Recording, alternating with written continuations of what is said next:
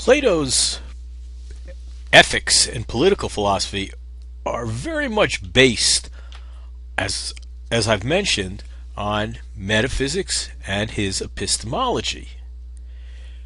What I'd like to do is begin by trying to lay out the challenge that Plato is faced in with respect to metaphysics and epistemology that form the basis of his ethical theories that serve as a foundation. Now let's just review. Remember, philosophy grew out of the mythology, the Greek mythology, the mythological tradition of Hesiod and Homer.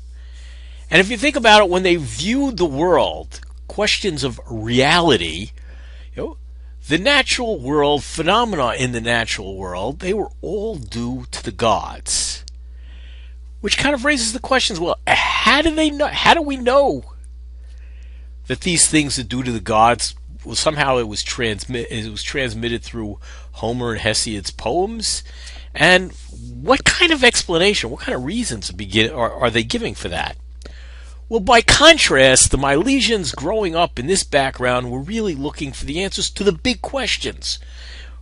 What is the nature of the universe? The big metaphysical questions. What got it started? Where did it all come from? What are the basic rules of the universe? And they all proposed that the beginning of the universe, the arche, the beginning, the thing that caused it, that brought it into existence, was some kind of material, that there was some material principle. In the case of Thales, it was water.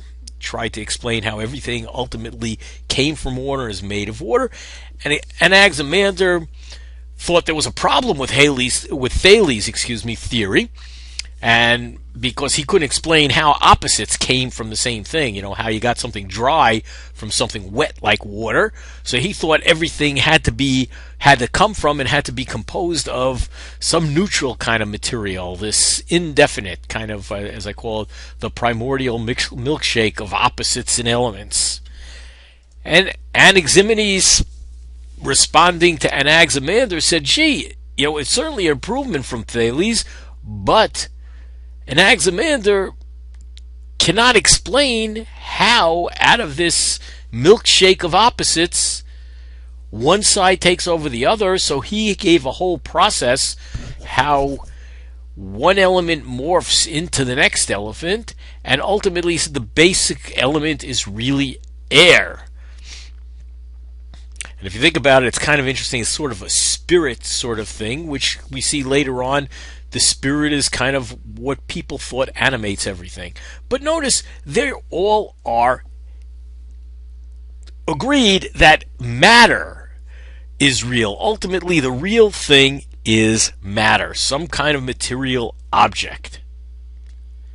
And they're all, and that's with regard to metaphysics, that's the basic component of the universe, is this stuff, this matter, these physical things.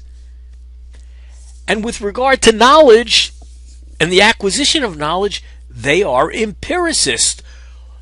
The source of their knowledge is experience. They've come to their theories through observation, through the senses. That's how they come to their knowledge of their reality. So that's where everything got started in philosophy with the Milesians.